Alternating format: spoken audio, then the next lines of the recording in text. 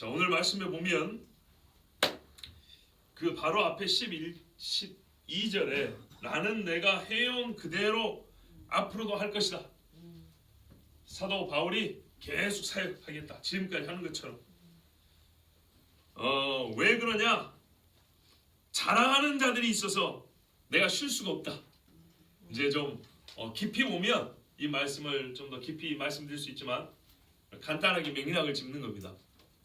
이 못된 사도들, 거짓 사도들이 있어가지고 교회를 어지럽히는 인들이 있는데 이것도 막아야 되는 거죠. 보세요. 정통복음 예수 그리스도가 나를 위하여 죽으셨습니다.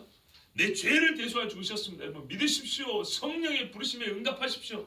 이것도 외쳐야 되는데 아니야. 그렇지 않아도 다 구원받아. 걱정하지 마. 네 마음대로 살아. 이런 놈들. 아니야. 제사 지내야 돼 지금도. 이런 놈들. 이래가지고 복음을 가린 인간들 있죠. 이 사람도 어떻게 해야 돼요? 속가 뽑아내야겠죠. 그대로 두면 안 되겠죠 여러분. 담배 하루에 2가지 피면서 폐암약 먹으면 뭐합니까? 아무 소용없는 거죠. 그죠?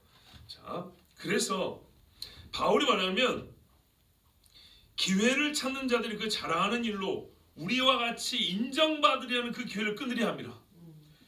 어떤 류의 기회주의자인지 내용을 보면 자세히 알겠지만 하여튼 교회 안에 사도의 자리에서 기회를 얻어서 바울 사도와 같이 사람들에게 영광을 받고 하여튼 뭐 그렇게 하자고요. 쉽게 인정받고 존경받는 그런 목적을 가진 인간들이 있는데 본문 보세요. 12절에 그죠? 우리와 같이 인정받으려는 그 기회 끊으려 합니다. 어떤 인간들이 자랑을 해요. 틈만 나면 자기들 자랑을 하면서 내가 사도 바울보다 낫다. 나도 그 정도 인정받을 만하다. 왜 교회가 나는 인정 안 해주냐. 막 이런 식으로 해가지고 하여튼 구체적으로 어떤 일을 하는지는 모르지만 목적은 그거예요. 사람의 영광을 취하려고 사도의 자리를 탐내는 그런 인간들이 있어요. 그래서 바울이 나는 지금까지 해온 대로 하겠다. 첫 번째 뭐겠어요? 복음 전하는 거죠. 그리고 또 그런 못된 놈들이 교회에 있지 못하게 내가 끊겠다. 그죠? 보세요. 그 기회를 끊으려 합니다. 요게 사도가 지금까지 해온 일이에요. 내가 해온 그대로 앞으로도 하리니. 자, 목사인 저도 뭐 해야 되겠죠?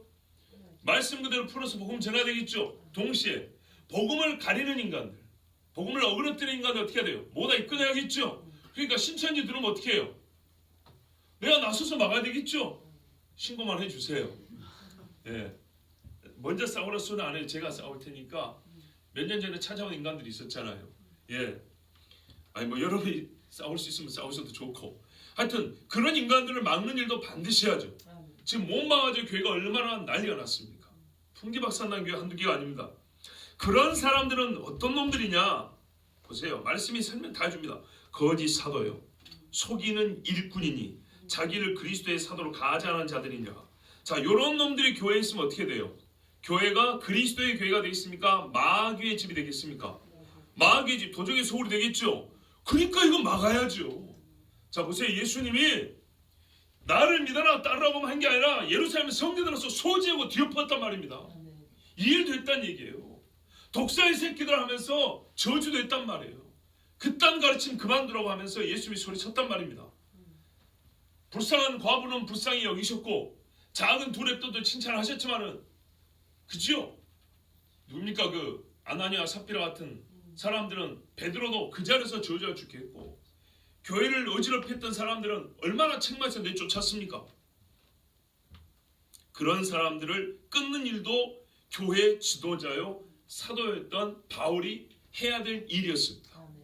저나 여러분 중에도 특히 항전주에게 누구보다 우리 장로님들은 이 일을 힘써 해야 합니다. 본문 말씀대로 할 수 있어야 합니다. 자, 거짓 사도, 속이는 일꾼, 에베소교도 뭐라 합니까? 자칭 사도라되 아닌 자들을 너희가 드러내어 쫓아낸 건 잘했다 그랬어요.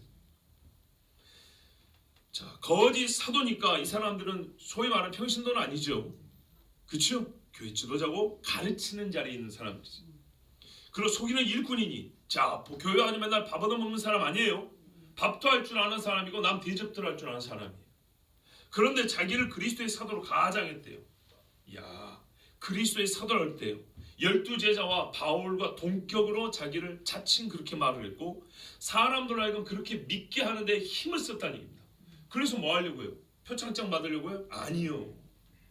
궁극적으로 끝머리만 얘기할게요. 교회를 손에 넣는 거예요. 하나님의 집이 아니고요. 도적의 소굴로 만드는데 마귀가 쓰는 놈들이에요. 제 말이 거짓말이 아니죠. 보세요. 이것은 이상한 일이 아니라 이런 일은 이상한 것이 아니래요.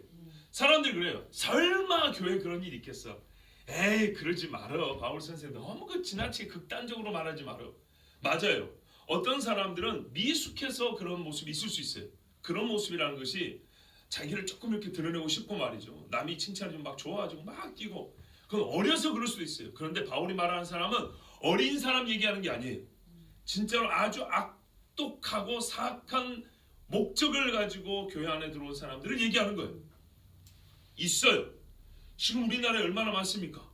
자칭 예수도 40명이라는데 자칭 예수 그리스도의 사도는 얼마나 많겠어요? 그중에 공식적인 신학교를 나온 사람이 몇 명이겠으며 자기가 산에서 1년 동안 도 닦다가 들었다고 하면서 나온 사람은 또 얼마나 예수 만났다 한 사람이 얼마나 많겠어요? 우리가 이 교회 안에 있으니까 안 만나봐서 그래요. 밖에 돌아다니면요 많습니다. 그런 사람들은 벌써 눈이 풀린 사람들 잘 잡아가요. 눈이 똑바로 이렇게 번쩍번쩍하는 사람들은 잡아갈 수가 없어요. 자, 이런 일을 이상한 일이 아니라 왜 바울이 이런 말을 하죠? 사람들이 진짜로 바울의 말을 고지고대로 안 듣기 때문에 선생님이 조금 너무 민감한 거 아닙니까? 좀 넓게 보시면 되지. 그렇게 막 이렇게 예민하게 볼 필요 있습니까? 아니라는 거예요. 그것 때문에 죽어요. 아니니라 사탄도 우리는 항상 영적인 문제는요 뿌리부터 봐야 되죠. 사탄을 봐야 돼요. 그래서 제가 우리 교회 처음 와가지고 첫 번째 새벽기도 했나 그때쯤에 혹은 그 다음에 사탄 얘기를 한 2번 했는데요. 사탄을 빼놓고 세상을 논하지 말라. 제가 그런 주제로 설교한 기억이 있어요. 사탄을 빼놓고 세상 돌아가는 이야기를 할 수 없습니다. 오늘 그 이야기하는 겁니다. 그 중에 한 가지 줄기를 얘기할 겁니다. 사탄도 자기를 광야의 천사로 가장하나니 이 어디서 있었던 이야기죠? 에덴에서 말이죠. 샤하론이 빛나는 자로 왔다고 그랬어요. 새까맣게 왔으면 하와가 어구 무시라 이랬을 거예요. 그런데 가까이 가서 대화할 정도로 친근하게 내려내려고 왔어요. 그러므로 사탄의 일꾼들도 보세요. 사탄이 자기를 광명의 천사로 보인대요. 딱 보면 뭘로 보인다고요? 천사. 거기서 마호메트가 동굴에서 가브리엘 천사의 계시를 받았대요. 그 누구였을까요? 사탄이죠. 저는 지금 성경대로 해석하는 겁니다. 세상에 많은 사람들이 천사를 만났대요.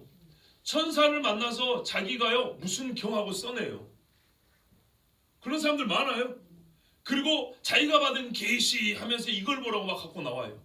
그리고 어떤 교회는 설교 시간에 성경하고 그 계시하고 같이 두 가지가 본문이에요. 참고 자료가 아니라 본문. 성경 읽어놓고 자기가 받은 계시를 딱 펴. 그리고 이걸로 성경을 딱 해석해요. 몰몬교도 그런 식이죠. 자, 그러므로 사탄도 자기를 광명의 천사처럼이 아니고 뭐래요? 천사로 가장하나니. 그러므로 사단의 일꾼들도 자기를 의의 일꾼으로 가장하는 것이 또한 대단한 일이 아니니라 쉽다. 사탄이 번쩍번쩍 빛나는 천사로 보이게 하는데 사탄의 종이 의의 종처럼 보이는 거야. 그게 어렵겠냐? 어렵지 않겠죠? 자, 말의 논리가 분명하죠? 그러므로 무슨 말이죠? 그렇게 광명의 천사로 가장한 사탄처럼 의의 일꾼으로 우린 지금까지 이 거짓된 사람들을 광명의 천사라고 이렇게 연결했거든요. 광명의 천사로 가장하는 거짓 사도가 있어요. 이렇게 했는데 원래 파트너는 그게 아니에요. 사탄하고 광명의 천사가 서로 대립뿐이에요. 그죠? 의의 일꾼하고 거짓의 사도, 사단의 일꾼이 대립뿐이에요. 근데 얘가 이것처럼 가장을 하고 얘가 이렇게 가장을 한다고요. 그래서 거짓의 일꾼, 사탄의 일꾼이 의의 일꾼으로 가장을 한다는 겁니다. 그러면 가장을 하는 것은 사람을 속이려고 하는 거죠. 속이기 위해서는 뭐가 있어야 될까요? 미끼가 있어야 되겠죠. 사람들이 덥석물 만한 미끼. 크게 두 가지입니다. 하나는요, 의의 요소를 부분적으로 갖고 있어요. 그래서 먼저 그걸 살짝 던져줍니다. 그걸 먹은 다음에 이거 줄줄 사탕인데 계속 먹고 들어가니까 이제 썩은 것이 같이 들어가는 경우가 있어요. 또 하나는 의의 일꾼인데 처음부터 가르치는 것이 잘못된 거예요. 근데 의의 일꾼의 권위, 그의 자격증, 소위 말하는 졸업증, 이것 때문에 처음부터 가짜 가르침인데 그냥 신뢰해버리는 거예요. 저 사람이 가르치면 다 옳겠지 이러고 가버리는 거예요. 뭔 말인지 알겠죠? 구분되죠? 이렇게 해가지고 의의 일꾼으로 가장한 사단의 일꾼들이 많은 사람을 지옥으로 데리고 갑니다. 이런 일은 대단한 일이 아니니라 그랬어요. 자, 그 끝은요, 마지막은 그 행위대로 되리라. 행위대로 가장하고 거짓말하고 속였으니까 어떻게 해요? 마귀가 있는 곳에 들어가죠. 지옥입니다. 영원한 불못입니다. 자, 이런 사람들이 옛날에도 있었고 지금 2000년 전 이야기입니다. 2000년 전에 있었고 성경은 갈수록 사람들이 귀신의 가르침을 따른다 그랬어요. 그러면요, 거짓의 사람들이라는 것, 사탄의 일꾼이라는 것, 사탄은 거짓의 앱이죠. 그러면 항상 하는 게 뭐겠어요? 거짓말이죠. 거짓말로 사람들을 어떻게 해요? 지옥을 끌고 가겠죠. 이런 일이 2000년 전에 성령의 역사가 강력했고 교회들의 순수성이 그 어느 때보다도 정말 높았을 때, 순도가 높았을 그때에도 이런 놈들이 교회를 어지럽혔대요. 그래서 사도가 뭐라 하면 내가 복음만 전하는 게 아니라 이런 놈의 새끼들을 교회에서 다 끄집어내서 내가 쫓아내야 되겠다. 내가 이 일을 죽을 때까지 한다. 해온 대로 내가 계속하겠다 이랬어요. 자, 그러면 여러분 우리가 사도적 교회 아닙니까? 지난 여름 수요 때 우리가 사도의 길을 따르는 교회라면 해야겠죠. 혹시 여러분 중에 신천지 계시면 손 들어보세요. 우스개 같죠? 괜히 목사가 또 실없는 소리 하네. 아니죠. 여러분 신천지의 실제 사례를 들으면 어때요? 교회 충성스러운 일꾼 중에 나중에 와서 고백한 사람도 있죠. 내가 10년 동안 신천지였다. 몇 년 동안 신천지였다. 그죠? 농담 아닙니다. 그런다고 제가 여러분을 의심하진 않아요. 의심하진 않는데 제 말을 잘 구분해야 돼요. 의심하진 않는데 신천지는 고백하세요. 예. 하나님의 선택으로 구원을 받고요. 사람은 자기죄로 죽습니다. 무슨 이야기 하나님 신비죠? 똑같이 얘기합니다. 저는 여러분 중에 신천지에 있다고 한 번도 의심해 본 적이 없어요. 그러나 의심하지 않는다는 것은 제가 여러분을 믿고 사랑하기 때문인데 그 믿음과 사랑을 빌미로 그 뒤에 숨어있는 거짓말쟁이들이 있다는 게 현실 아니고 사실 아닙니까? 그러므로 그 사람들에게는 고백하면 용서해 줍니다. 자, 문제는 이 말씀대로 안타깝게도 많은 사람들이 누구를 따라가요? 사단의 일꾼들을 따라가서 그 마지막은 그 행위대로 똑같이 묶어놨으니까 사단의 마지막대로 이 사람들도 똑같이 그려가는 겁니다. 보세요. 사단의 마지막대로 사단의 일꾼들의 마지막대로 그들을 따라 미혹된 사람들도 이 세 부류가 똑같은 마지막 심판을 받습니다. 그러므로 바울은 이와 같은 사람들을 따라가는 사람을 막고자 애를 썼습니다.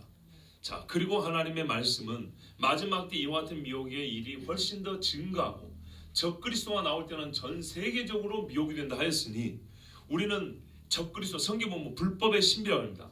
예수 그리스도는 하나님의 신비라고 하고 동시에 적그리스도가 나오는 그 일은 불법의 신비라고 합니다.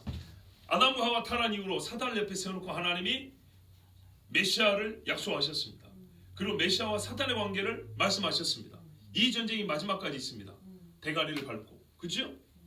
그래서 마귀는 예수 그리스도 물론 이름은 몰랐겠지만 그 여자의 씨가 오는 길을 막으려고 하와부터 그 여자들 그리고 첫 번째 날 가인, 바로, 하만, 히틀러 비롯해서 수많은 마귀의 종들을 세워가지고 하나님을 대지하고 그 여자를 더럽히고 또한 여자의 씨들을 없애버리려고 역사 속에 수많은 피를 흘렸습니다.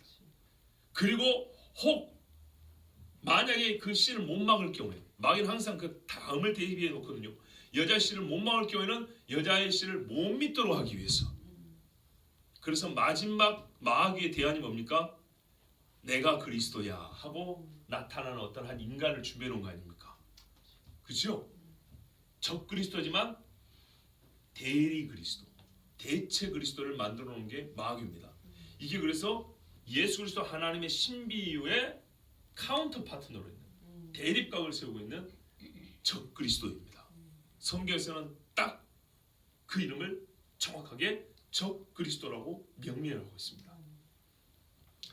자, 그 일을 마귀는 준비하기 위하여 오랫동안 불법의 신비를 가동시켜 왔고요. 사람들을 미혹하는 일을 해왔습니다. 때로는 그 일이 단편적으로는 실패할 때가 있었고 어떤 일은 성공할 때가 있었고 어떤 경우는 그들의 계획이 좀 삐뚤어질 때가 있었어요. 왜? 성경은 말합니다. 막는 자가 있다 그랬어요. 불법의 사람을 막는 자가 있어. 하나님이 그때그때마다 참된 종들을 택하여서 막으셨어요. 또는 그들 스스로 자기가 판 함정에 빠지게 하심으로 하나님이 때를 지연시키고 믿음의 사람들을 보호하시고 교회를 보존하셨어요. 자, 이런 일을 하시지만 역사의 마지막은 하나님이 뭐라고 말하냐면 의와 불법을 가리기 위하여 그것이 스스로 드러나기 위하여 하나님 반드시 이들이 첨예하게 대립하고 싸우는 마지막을 예배에 놓으셨다고 했어요. 그때 우리는 어디 서야 될까요? 누가 의의 편에 설 것이냐? 우리가 하나님의 의의 편에 서야 됩니다. 자, 그러므로 이 의의 편에 있는 사람들을 끄집어 가려고 택한 자라도 할 수만 있다면 성경 말씀대로 할 수만 있다면 끌고 가려고 하는 이 마귀의 괴계를 우리가 바울 말씀처럼 간파하고 그런 교회 안의 미혹자들을 끊어내고 막아야 되기 때문에 오늘 우리가 이 말씀을 듣는 것입니다. 자, 이런 의의 일꾼으로 가장한 사단의 일꾼들이 얼마나 많은지 모릅니다. 오늘 우리는 역사 중에 가장 대표적인 사단의 일꾼 로마 카톨릭을 다 들으면 좋겠지만 너무 광범위하고 제 자신이 그걸 한꺼번에 다 다룰 역량도 부족하고 그리고 뭐랄까요, 차근차근 조리 있게 말씀드리는 게 좋을 것 같아서 그건 또 다음에 기회를 갖기로 하고요. 로마 카톨릭이 가장 그들의 앞에서 전위부대 영적 싸움에서 그들의 영적 싸움에서 앞세우고 있는 조직이 하나 있습니다. 그 조직은 예수회라는 조직인데 그 조직에 대하여 배우는 시간을 갖습니다. 그러니까 약간은 강의적 성격입니다. 그러나 오늘 이 말씀 우리 지금 뜻은 다 알았습니다. 본문 말씀의 뜻은 다 알았어요. 이것에 지금 실제를 확인하는 시간입니다. 그 실제를 확인할 때 참 우리가 봐야 될 게 많습니다. 먼저는 좀 넓게 봐볼까요? 넓게 보면 말이죠. 마귀는 어느 하나의 종교 시스템만 작동시켜서 일하지 않습니다. 문화, 교육, 우리의 관습, 사고방식 모든 걸 사용합니다. 그래서 이 시대는요, 마귀의 이런 불법의 교사들 때문에 오랫동안 가르침을 받아가지고 사람들이 사랑, 관용, 평화 이런 말 많이 쓰죠. 이런 그럴듯한 덕목으로 사람들의 마음을 도둑질합니다. 대신에 혐오, 증오, 갈등이라는 반인륜적 감정을 어느 한편에 몰아줍니다. 자, 봐보세요. 사랑, 관용, 평화는 이쪽에다 몰아주고 혐오, 증오, 갈등이라는 반인륜적 덕목을 한쪽에다 또 몰아줍니다. 그래서 이들을 싸움시킵니다. 원래는 반대거든요. 보세요. 혐오, 증오, 갈등, 기독교인들. 진리가 하나라고 말하는 사람들. 우리는 그 누구보다 사랑을 말하는 사람이에요. 진짜 사랑을 말하지만 가짜 사랑 이만한 거 만들어 놓고 진짜 사랑 외치는 사람들은 저 사람들은 사랑이 없고 증오밖에 모르는 사람. 남을 미워하는 사람. 갈등만 일으키는 사람. 그러나 우리는 모든 사람들을 다 사랑하고 관용 품어주고 평화를 주장하는 사람. 근데 원래 이거는 바뀌어야 되는 거거든요. 그렇죠? 기독교인들이 이쪽이고 하나님을 모르는 사람들이 이쪽이죠. 실제 지금도 그래요. 참 그리스도인은 사랑과 평화와 관용 안에 살아요. 그런데 말이죠, 마귀는 어떻게 했냐면 하나님이 죄라고 정해놓은 것을 죄의 울타리에서 풀어버렸어요.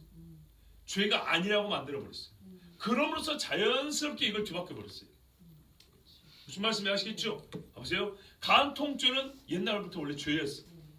누가 봐도 죄였어. 근데 죄가 아니라고 해버렸어요. 그러니까 어떻게 되죠? 여전히 죄라고 하는 사람들이 뭐가 돼버렸어요? 사랑이 없는 사람이 돼버렸어요. 증오와 혐오 집단이 돼버렸어요. 다 아니란데 왜 니만 기다 그래? 갈등을 저자하는 인간들이 돼버렸어요. 그런 부류가 돼버렸어요.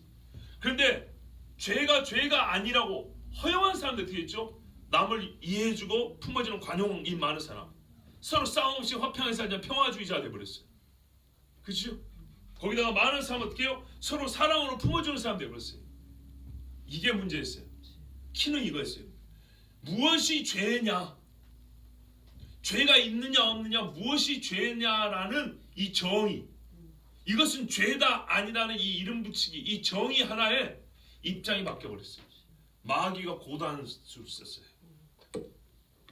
그래서 지금은 성경이 죄다운 한 것을 하나씩 풀어놓을 때마다, 죄가 아니라고 허용해주고 풀어놓을 때마다 그리스도인들은 말이죠, 성경을 믿기 때문에 혐오주의자, 증오에 갇혀 사는 사람들, 사회 갈등을 조장해서 사회 악으로 규정이 될 수밖에 없는 거예요. 둘이 괜히 싸움 붙여도 돼. 법만 바꾸면 돼요. 하나님의 법이 하나씩 없어져 버리고 그 터가 무너져 버리면, 성경이거든요. 터가 무너지면 의인의 행한 것이 무엇이 되겠냐? 의인이 어디서 되겠냐? 시편에 의인이 행한 게 무엇이 될 것이냐? 하나님 말씀 터가 무너지면 이 땅에 의인이 설 자리가 없어요. 이렇게 해서요 자리가 바뀌어지게 되었어요. 근데 사실은 바로 이 문제거든요. 죄의 문제예요. 죄의 문제. 죄를 죄라고 말하는 것이 혐오주의자라는 딱지를 받게 되는 이유가 되는 것은 원래 옳지 않아요. 그렇죠? 혐오주의자는 합당하지 않게 극히 미워하는 거예요. 한자로 미워하다 오자잖아요. 예. 극히 막 이렇게 몸서리치면서 미워하는 거예요. 우리는 그건 사람에 대한 얘기예요. 그렇게 하는 게 아니에요. 당신을 사랑하기 때문에 그 인간이 인간답지 못한 행실에서 머물러 있지 않도록 진짜 당신을 사랑해서 그 혐오스러운 죄에서 나와서 정말 하나님 앞에 온전한 형상을 회복한 사람이 되라고 그 죄를 가르쳐 주는 건데, 그것 자체를 혐오 행위라고 세상은 규정을 해버려요. 뭐가 바뀌면요? 죄에 대한 정의가 바뀌어버려요. 그것이 실제로 나타날 때는 현실에서는요 법이 바뀌는 겁니다. 자, 이렇게 해서 꼭 카톨릭 이야기를 하지 않더라도 이 세상의 의의 일꾼으로 가지 않으면, 즉 사랑과 관용과 평화를 말하는 것 같지만 기독교 신학자들 중에도 이렇게 해서 사랑을 말하고 관용을 많이 말하는 값싼 사랑을 말하는 기독교 신학자들 중에는 주로 죄에 대한 지적하는 논문이나 강의나 설교는 거의 찾아볼 수가 없습니다. 그렇게 얘기 안 합니다. 그런 사람들이 사랑주의자가 되는 겁니다. 그러나 죄를 말하는 사람은 나는 죄를 죄라고 말하는 건데 어느새 혐오주의자가 되었고 있는 거예요. 이게 바로 거짓 사도들, 가짜 의의 일꾼들이 신학교에도 있고 교회 강단에도 있다는 얘기입니다. 자, 이렇게 보면 찾을 게 엄청나게 많죠. 그런데 우리가 오늘은요, 사단의 일꾼들 중에, 이렇게 가장한 의의 일꾼들 중에 가장 오래된 집단, 그 집단의 직계 후계자들을 한번 파헤쳐 보는데, 그들이 생각보다 심각하고 무서운 집단입니다. 시간 관계상 짧게 말씀드리고 두 번 말을 못할 테니까 여러분 귀담아 들으시고요, 정말 정신을 바짝 차려 한번 들어보십시오. 가장 오래된 사단의 일꾼들은 니무롯입니다. 그리고 니무롯의 후예들입니다.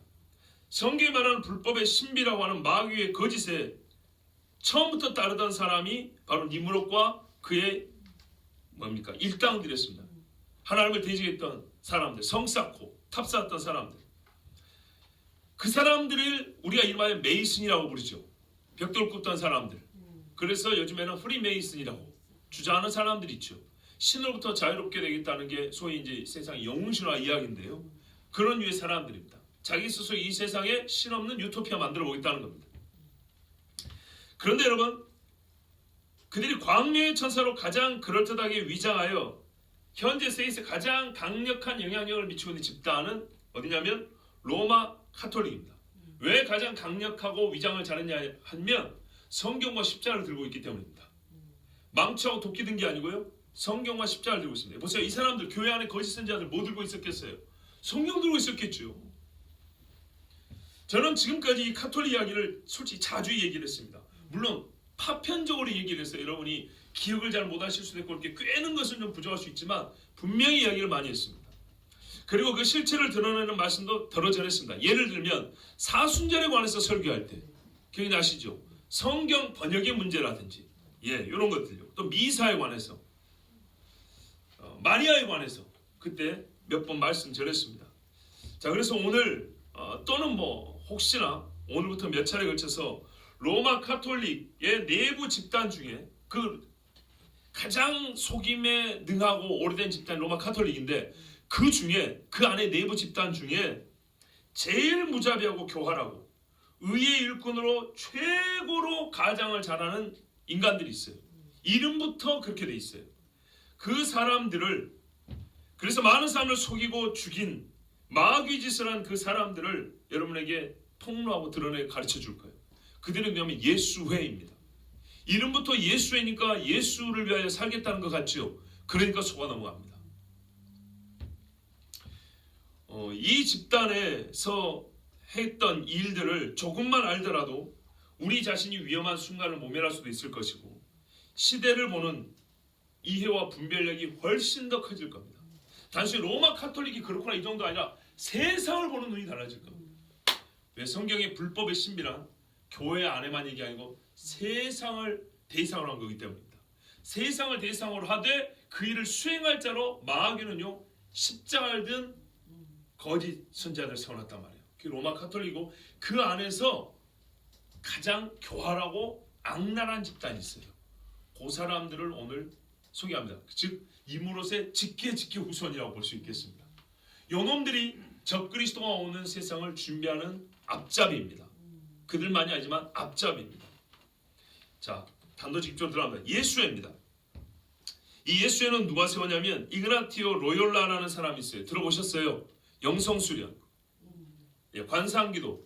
지금 신학교들마다 난리죠. 벌써 오래됐습니다만은 이 사람이 중세 신비주의자의 영향도 받고 그 후대인데 이 사람은 자기 나름대로 굴에서 천사를 만나가지고 성모 마리아도 보고 예수님도 보고 막 했다고 해가지고 하여튼 자기가 경험한 영적인 이 체험을 수련하는 방법을 책으로 썼어요. 그리고 그거를 사람들이 가르쳤어요. 이게 이그나티우스 로욜라의 영성수련이고요. 제가 나온 신학교만 하더라도 난리가 아닙니다. 그래서 수도원 보내고 그걸 가르칩니다. 관상기도 실도 있어요. 기도실이 따로 있어요. 잘 만들어놨어요. 자, 이 사람이 스페인 사람인데요. 이 스페인하고 프랑스하고 전쟁할 때 포탄에 맞아가지고 오른쪽 다리 잃고 왼쪽 다리로 절어요. 병원에 한참 오래 있었는데 그러던 중에 이 영성 수련에 관한 책들, 영성에 관한 책을 읽어요. 그런 다음에 본인이 이제 예루살렘도 갔다 오고 막 프란체스코 수도회라는 이 프란체스코 수도회는 정말 위험한 집단인데 이 프란체스코 수도회에 이제 소속이 됐던 모양이에요. 왜냐하면 거기에 관습을 따라서 영적 수련을 했어요. 그리고 이제 자기가 예루살렘에 가가지고 이 전도를 해야 되겠다. 이런 생각을 했어요. 만약 그게 안 되면 평생 청빈과 자선을 행하면서 영적 수련을 하면서 살아야겠다. 여기까지 괜찮게 보이죠? 자, 그리 해야겠다고 이제 그리스도를 위해서 살겠다고 설립한 단체, 조직이 예수회입니다. 처음에 친구들하고 같이 한 6명이 신학교육도 후에 받아요. 그래서 그 친구들하고 같이 6명이 조직을 했어요. 그런데 이 사람이 가르치는 것이 보니까 너무 이상한 것이 많아요. 그래서 아주 간단히 말씀드린 겁니다. 같은 카톨릭 신학자들과 신부들도 제 이상하다고 이단 종교 2번 받아요. 감옥에 들어가기도 해요. 그리고 너 이 영성 수련대로 안 가르친다고 약속하면 풀어준다. 이래가지고 또 풀려나기도 하고 막 이런 일이 반복이 됩니다. 자, 그런데 어떻게 할까? 이제 그렇게 됐습니다. 그런데 이 사람이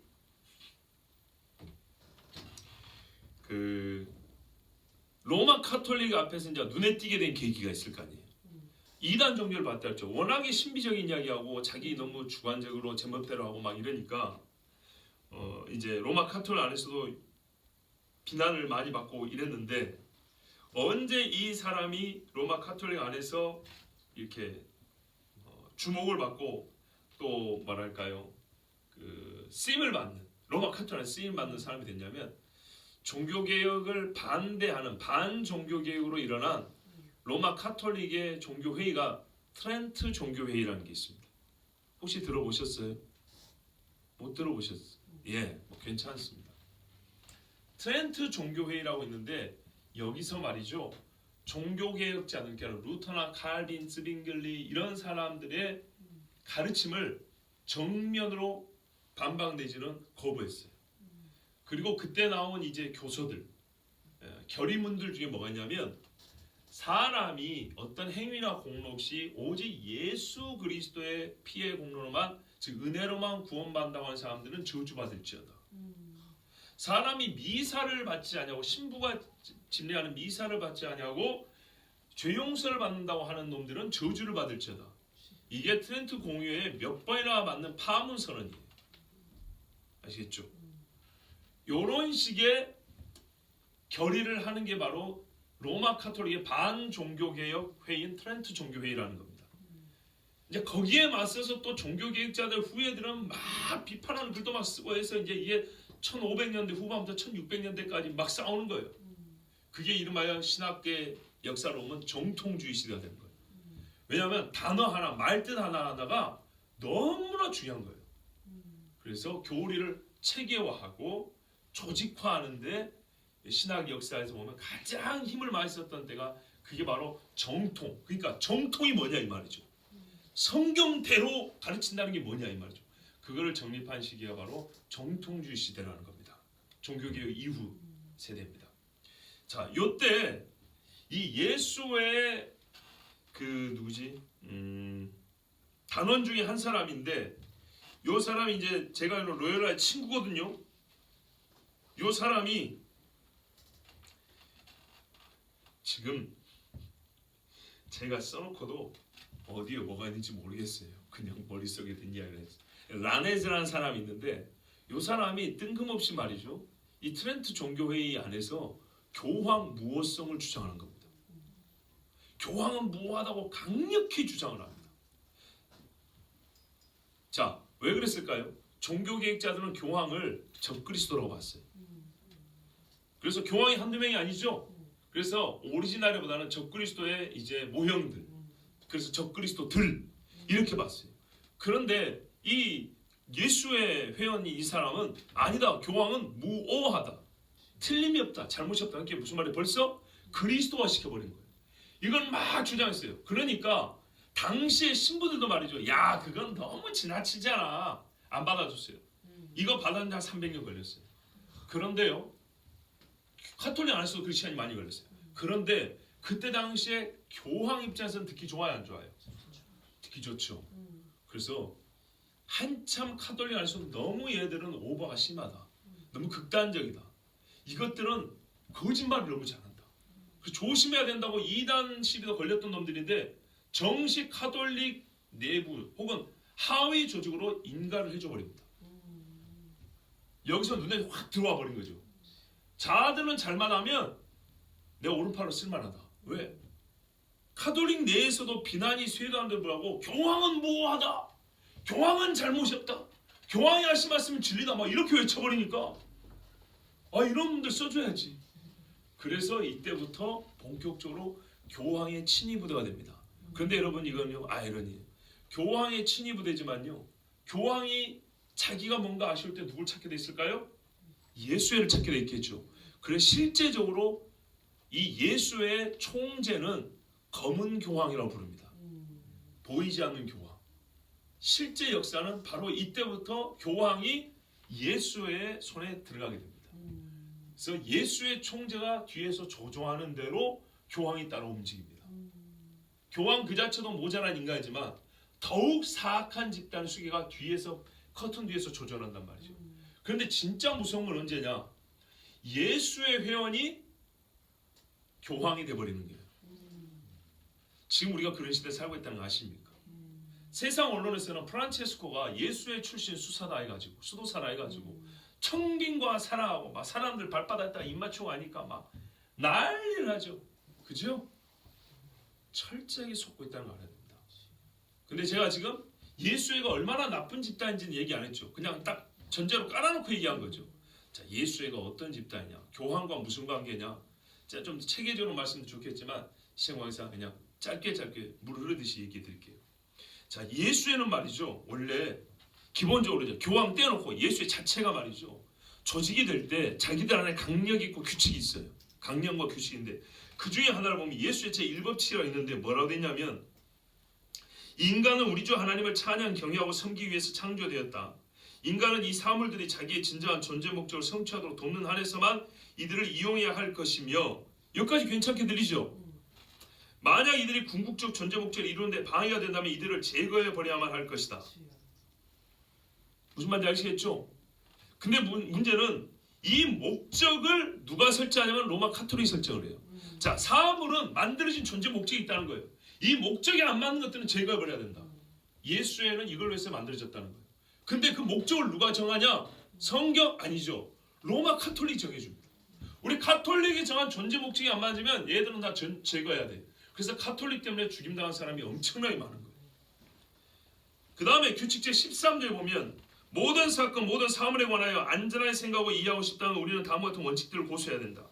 나에게는 아무리 흰색으로 보이는 것이라 하더라도, 보세요, 만약 교회의 계급 체계가, 교황이나 추기경이나 주교가 이미 검은색이라고 정의한다면, 내 눈에 흰 것으로 보이는데 교황이 검은색이라 하면 나는 이를 검은색으로 믿을 것이다.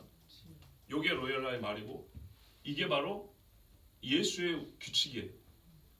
그리고 예수는 어떻게 하냐면 자기들의 목적을 이루기 위해서는 거짓말이든 살인이든 어떤 수단과 방법을 가리지 않는다는 게 원칙이에요. 또 로열라 이렇게 말했어요. 총재가 지시하는 것이라면 이 모든 것은 정의로운 것이며 온당한 처사임을 모든 회원은 명심해야 한다. 뭐라고요?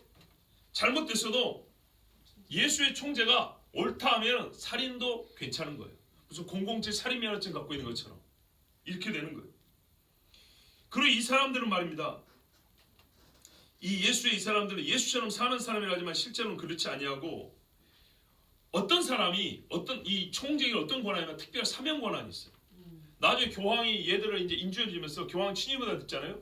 교황이 준 권한 중에 뭐냐면 특별 사명권이 있는데, 예수의 총재가 어떤 죄인을 앞에 놓고 너 죄 없다고 이렇게 인정해 줘버리잖아요. 그러면 그 사람은 죄가 없어요. 근데 보통 그런 사람은 어떤 사람이냐? 카톨릭을 비방했던 사람, 카톨릭의 문서를 거부했던 사람, 카톨릭의 미사를 받지 않았던 사람, 혹 개신교회도 좋아요. 그런데 이 사람이 돌아온 거예요. 그래서 교황에게 충성하기로 다짐을 했어. 그러면 그 사람에 대하여서는 예수의 총재가 사명권을 행사합니다. 그러면 이 사람은 온전히 모든 죄가 사해집니다. 이렇게 어마무시한 권한을 가진 사람이 예수의 총재예요. 그러니까 검은 교황이라고 부르는 거예요. 이게 예수회가 갖고 있는 권한입니다. 무신박지하죠. 카톨릭 안에서 죄를 사해주는 권한이라는 것은 원래 사람이 갖고 있을 수 없는데, 왜요? 성경에 그랬잖아요. 사람이 어찌 죄 사할 수 있겠냐고 사람들이 예수님을 유대인들이 비방했죠. 그렇죠? 근데 예수님은 본인이 하나님이니까 죄를 사할 수 있죠. 근데 그 원칙은 맞는 거예요. 사람은 죄를 사할 수 없어요. 근데 로마 카톨릭은요, 지들이 사람 죄를 사하고요, 그걸 또 교황이 다른 사람한테 줍니다. 근데 그 준 사람 누구라고요? 예수의 총재한테 줍니다. 그 예수의 총재가 그러니까 교황하고 거의 대등한 권한을 갖고 있는 겁니다. 이 사람의 명령으로 바티칸이 움직입니다. 자, 그런데 이제 신학적으로 좀 받을 게 뭐냐? 이 로열라는 말이죠, 만대상가 하는 그 동굴에서 1년 동안 수련을 했다는데, 여기서 천사 보고 못 보고 다 했다는데, 이 사람은 여기서 성모 마리아를 만납니다. 그래서 이 성모 마리아의 관계에 대해서 존 후버라는 사람이 쓴 글을 한번 읽어볼게요. 로열라, 이그나티우스 로열라, 예수의 창시자. 그의 생애에 있어서 성모 마리아가 가장 중요한 존재였다. 성모 마리아에 대한 숭배는 그의 종교적 헌신의 근원이었으며 예수의 대대로 전수되었다. 이 숭배가 너무나 발전한 나머지 흔히 말하기를 예수의 진정한 종교는 성모 마리아의 숭배라고 하였다. 때 부커라는 사람이 이런 말을 했어요. 예수에는 성모 마리아의 모든 유품을 만들어냈다. 미가엘 성당에 들어갈 때마다 마리아의 옷자락과 머리카락, 머리빗에 경의를 표하였다. 지금도 유럽 같은 데 보면 성모 마리아 상 만들어놓고 옷을 하루에 한 번씩 갈아입히죠. 거기에 막 금은부치 달아놓고 막 최고급 원단을 해가지고요, 한 벌이 몇 천만 원짜리 매일 갈아입힙니다. 혹시 우리 여행 많이 하신 분들 본 적 있어요? 봤다네. 못다네. 나 거짓말 아니에요. 우리 영상에 여기 TV 같은 나온 데 있어요. 그들은 이러한 성물을 신성화하여 숭배하는 특별한 의식을 고안하였다. 이러한 숭배가 지나치게 되자 그 뻥따니 신부 같은 이는 신부가 이런 말을 했어요. 너무 심하다. 이는 성모 마리아를 음란하고 유격적인 표현으로 찬미하였다. 그게 아니고 이제 이런 것들이 지나치게 보니까 어떤 신부는 말이죠, 성모 마리아를 음욕의 대상으로까지 말하는 경우가 생겼어요. 자, 이렇게 성모 마리아에 대한 왜곡된 가르침을 주요 신학의 토대로 삼는 사람들이 예수회입니다. 그러므로 우리가 알 것은 뭐냐면 본래 카톨릭 안에 성모 마리아 숭배가 있지만 각 성당마다 마리아라는 것은 예수회가 나선 때문이라고 볼 수 있습니다. 또한 이 성모 마리아를 섬기기 위한 여인들의 군대가 있어요. 우리만 군대라는 용어 쓰는 거 아닙니다. 카톨릭 안에서는 말입니다. 실제로 군대라는 표현을 많이 쓰고요. 카톨릭 옹위, 교황을 지키고, 무슨 북한도 아니고, 마리아를 지키기 위하여 조직된 군대가 있습니다. 그리고 카톨릭 신앙은 어떠냐면 미사를 받고, 카톨릭에서 세례를 받잖아요. 그러면 카톨릭은 이렇게 가르친다. 카톨릭 신학은 이렇게 말합니다. 당신은 당신 국가의 시민이기 전에 로마 카톨릭의 시민이다, 이렇게 말합니다. 그래서 어디에 부르면 먼저 가야 돼요? 카톨릭에 부르면 먼저 갑니다. 그런데 카톨릭은요, 수많은 사람들에게 총칼을 들게 했습니다. 그 이야기 좀 이따 하겠습니다. 자, 이렇게 해서 교황 바오로 3세가 그대들은 교회의 수호자라고 칙서를 써 보내면서 교황 지상주의를 이 땅에 실현시키기 위해서 조직되고 가장한 의의 일꾼으로 일하는 사람들이 예수회입니다. 이제 그 예수회가 행한 수악한 행위들을 우리가 좀 한번 보고 싶은데요. 참 많이 있습니다. 많이 있는데 저기 에드몽 파리가 쓴 예수의 비밀 역사 있죠? 그 책에 보면 잘 나와 있습니다. 그래서 일단 그 책을 잘 보시기 바랍니다. 대신에 제가 오늘 그 알베르토 리베라 박사라는 사람인데, 이 사람이 전 예수교 사제였습니다. 이 사람이 진짜 예수 그리스도를 믿고 돌아왔습니다. 돌아와서 자기가 예수의 중심에 있을 때 듣고 경험한 일들을 폭로를 했습니다. 그 이야기를 중심으로 여러분에게 예수의 이 수악한 의의 일꾼으로 가장한 그들의 행위를 몇 가지 폭로해 드리겠습니다. 저 다 자세한 내용은 좀 더 좀 긴 문장으로 자세한 내용은 에드몽 파리 책을 한번 읽어보시고요. 예를 들면 어떤 것이냐면, 이 사람이 예수의 안에 있을 때 어거스틴 카디널 B라고 하는 사람에게 예수의 회원이고 교황 비오 12세라는데요. 이 비오 12세가 뭐냐면 2차 대전 있죠? 2차 대전 때 교황이었던 사람입니다. 이 사람은 아주 중요한 인물이거든요. 잘해서가 아니라 역사적으로 중요한 인물인데 그 사람의 고해 신부였다고 하는 사람입니다. 이 사람이 가르쳐 준 겁니다. 누구에게 가르쳐줬냐면 알베르토 리베라라는 예수의 신부한테 이 추기경이 예수회가 지금 행하고 있는 일들을 자기 제자한테 가르쳐 줬습니다. 근데 그 제자였던 신부가 회심을 하고 돌아와서 예수회는 이렇게 무서운 조직입니다라고 폭로한 내용입니다. 그 내용을 잠깐 읽어드리겠습니다. 결론은 뭐냐면 요한계시록 17장에 가증한 것들의 의미는 로마 카톨릭이라는 얘기입니다. 자, 예를 들면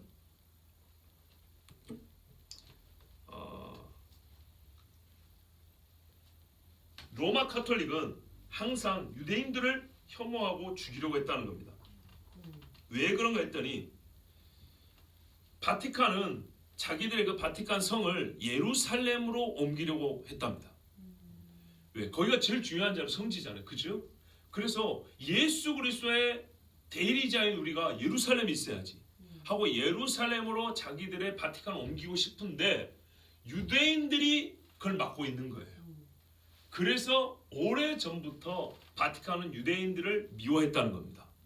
그게 유대인 혐오의 시작이라는 겁니다. 정통 유대인들이 카톨릭을 막기 때문에 항상 카톨릭의 목록 안에는 정통 유대인들을 죽이고 미워하는 적대하는 사람들의 목록에 유대인들이 들어있었다는 겁니다.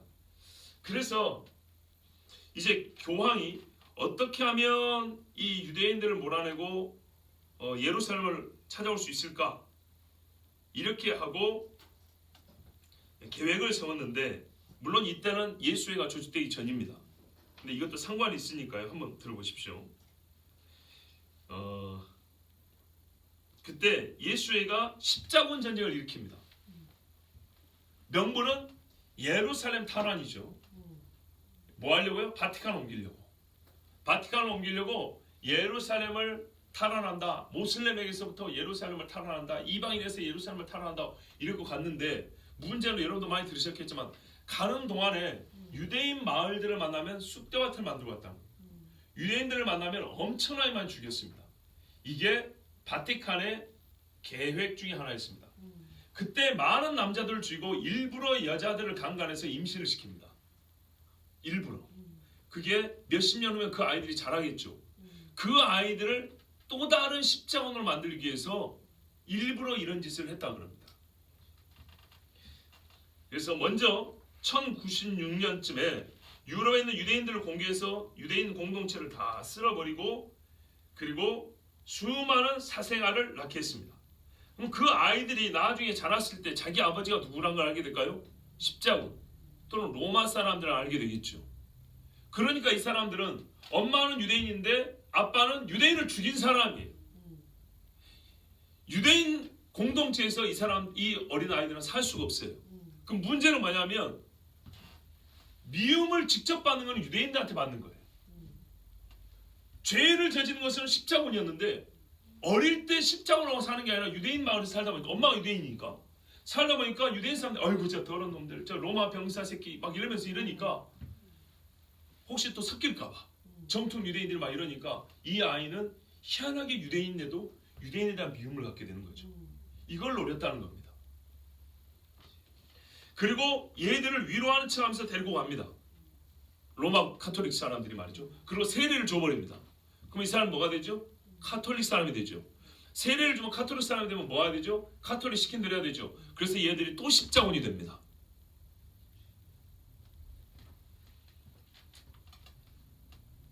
그러면서 이 아이들이 소년 십자군이 돼가지고 이제 모슬렘과 막 싸웁니다.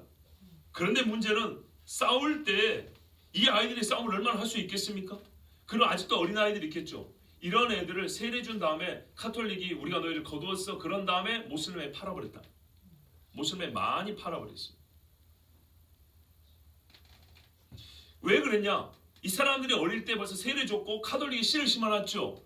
그러면 모슬렘 국가에 팔리더라도 카톨릭 정신으로 무장해서 자라가지고 모슬렘을 무너뜨릴 것이다.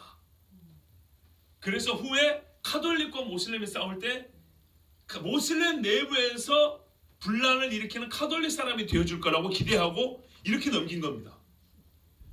참 못돼 먹었죠. 이게 바티칸이 한 짓입니다.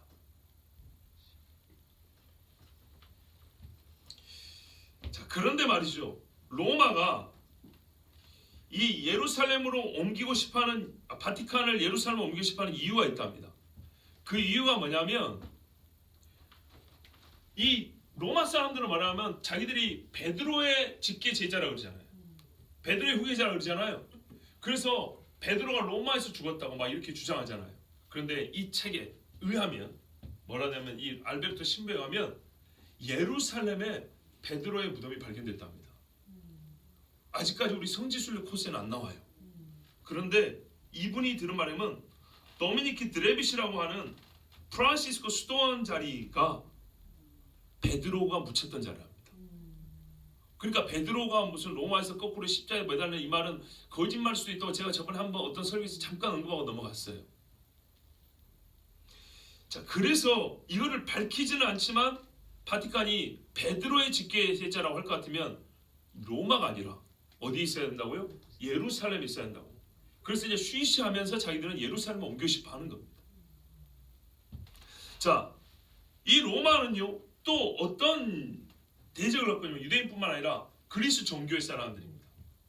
이 정교회는 예적부터 언제 쭉 올라가면 초대교회 후배, 즉 교부들이라고 해서 교회 아버지들 시대, 한참 막 교회 교리가 막 정립되어 왔던 300년대 400년대 그때 이 교파가요, 교구가 세계 5개 있었어요.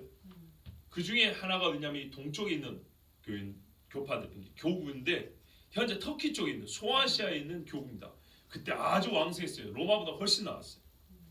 근데 이쪽 교구 사람들하고 막 다퉜어요. 교리 문제로. 그러다 나중에 갈라섭니다. 이게 동서방교회 분리입니다. 동서방교회 분리인데 이 동방교회를 이름하여 요즘에는 동방정교회 또는 그리스 정교회, 러시아는 자기가 정통을 해서 러시아 정교회 이렇게 부릅니다. 하여튼 이걸 정교회라고 합니다. 알겠죠? 네. 로마 카톨릭하고 정교회하고 싸우는데 로마 카톨릭은 그래서 정교회를 싫어해요. 정교회를 없애버리려고 해요. 이 정교회를 없애기 위해서 많은 일을 했어요. 이 전쟁을 했는데 그 전쟁을 다 말할 수는 없고요. 1800년대에 가면 그 오스트리아 합스부르크 왕조라고 있어요. 거기하고 오스만 투르크하고 전쟁한 데가 있고 또 러시아하고 함께 전쟁한 데가 있어요. 하여튼 그런 전쟁이라든지 프랑스하고 영국을 통해서 이제 이렇게 러시아하고 막 이렇게 함께 전쟁하는 것들이 있거든요. 이런 여러 전쟁들을 일으키는 데가 예수회고요. 그 후에 2차 대전 당시에 유고슬라비아 있죠. 유고슬라비아 안에 어떤 사람들이 주로 살고 있었냐면 세르비아인들이 있어요. 지금도 세르비아 있지요. 세르비아인들이 많이 살고 있었는데 이 사람들, 이 유고슬라비아 이쪽 나라를 카톨릭 공화 국가로 만들려고 예수의 사람들이 세르비안 정교회 사람들을 잡아 죽입니다. 한 100만 죽였습니다. 공식 80만입니다. 비공식 120만 올라갑니다. 자, 이게 어떻게 된 거냐면 2차 대전 당시에 독일의 히틀러하고 이탈리아 무솔리니를 바티칸이 돕습니다. 로마 카톨릭이 돕습니다. 그리고 이들과 함께 나치의 위성국가로 크로아티아 독립국이라고 했습니다. 크로아티아 독립국.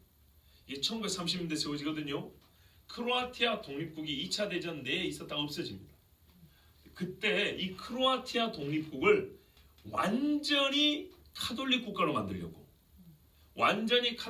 만들려고 정교회 사람들을 잔인하게 잡아 죽이는데 이때 이들을 잡아 죽인 사람들이 무슨 독일에 보면 SS하고 뭐 나치 친위대들 있죠. 이런 것처럼 게슈타페 비밀 경찰처럼 이 사람들 우스타슈라고 부르죠.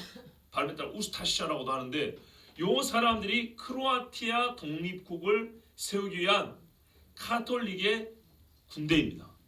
그리고 이 군대의 수장들이 주로 예수의 프란체스코 수도의 신부들입니다. 스테파닉 요 사람, 그리고 이 크로아티아 독립국의 대통령 혹은 수장이었던 사람은 파벨리치라는 사람인데 요 사람의 오른팔로서 종교적으로 정치적으로 완전히 하나 되어 카톨릭 국가를 만들겠다고 로마 교회에서 파송된 사람이 스페타니크 요 사람인데 이 사람의 지시로 약 100만이 넘는 정교회 사람들이 죽임을 당합니다. 그런데 이 사람들을 죽일 때 얼마나 잔인했는가 하면 나치 군인들의 도움도 받았거든요. 왜냐하면 나치의 위성국이었으니까. 근데 나치 군인들이 뭐라 그러냐면 우리는 너무 잔인해서 이것을 볼 수가 없다 그랬어요. 이 정도로 로마 카톨릭은 정교회를 싫어합니다. 개신교회만 없애려고 하는 게 아니라 로마 카톨릭이 아닌 다른 십자가는, 어떤 의미에서 진짜 십자가는 없애버리려고 수많은 사람을 죽인 데가 로마 카톨릭이고, 거기에 앞장선 사람들이 바로 예수입니다. 그 다음에 우리가 아는 이야기 하나 해드리겠습니다. 히틀러 이야기 해볼게요. 무솔리니하고 교황하고 조약을 맺었어요. 그래가지고 바티칸을 완전히 로마 카톨릭이 다스릴 수 있도록 세속적 권한을 줬습니다. 그리고 바티칸은 무솔리니를 지지하게 됐습니다. 그리고 나중에 이 로마 카톨릭이 히틀러를 사람들 앞에 내세우면서 나의 투쟁이라는 책도 사실은 신부가 써준 겁니다. 그리고 히틀러를 이 땅에 세운 하나님의 대리자라고, 독일의 구원자라고 치켜 세우고 뒤에서 언론 조종을 한 것도 예수회가 한 겁니다. 제가 생각해 보니까 오늘 이 이야기를 다 해서는 안 될 것 같습니다. 듣기에 힘들어 하시는 것 같아서 다음에 다시 하도록 하겠습니다. 시간도 많이 가고 해서 다음에 시간을 내서 이 무솔리니 이야기하고 이 나치 이야기하고 히틀러 이야기는 조금 더 다시 정리를 해서 말씀드리겠습니다.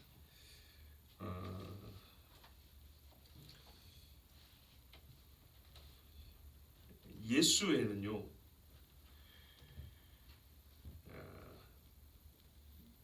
주제만 몇 가지 언급하면 1차 세계대전을 일으킨 사람들입니다. 1차 세계대전에 그 오스트리아 황태자가 죽었죠. 오스트리아는 전통적으로 카톨릭 국가입니다. 그래서 그렇게 죽여가지고 시작을 했고요. 2차 대전도 마찬가지입니다. 2차 대전 때 이 사람들은 히틀러를 통해서 유대인들을 죽이게 해놓고도 일부 유대인은 일부러 카톨릭 내부에 숨겨줬습니다. 왜냐? 만일을 대비한 겁니다. 우리는 이렇게 히틀러와 상관없고 유대인을 숨겨준 사람들이다. 이렇게 의의 일꾼으로 가장을 했습니다. 이 외에도 사실은 많은 일들이 있습니다. 여러분 그거 아시죠? 스페인 내전이 있었죠. 스페인 내전 후에 스페인은 완전히 카톨릭 국가 되어버립니다. 사실은 그게 아닙니다. 스페인은 공화국이 되는데 헌법이 다스리는 나라. 그런데 옛날에 스페인은 카톨릭 국가였거든요. 뺏길 수 없다. 그래서 다시 카톨릭 붙들어 놔야 된다. 이래가지고 바티칸이 지원해서 싸워서 세운 나라가 스페인 내전, 그 이후에 스페인이고요. 이렇게 그 외에 이제 등등등 여러 가지 예수회가 앞장서 가지고 수많은 사람들을 죽이면서 그 악한 행위를 한 것은 역사의 기록으로 많이 남아 있습니다.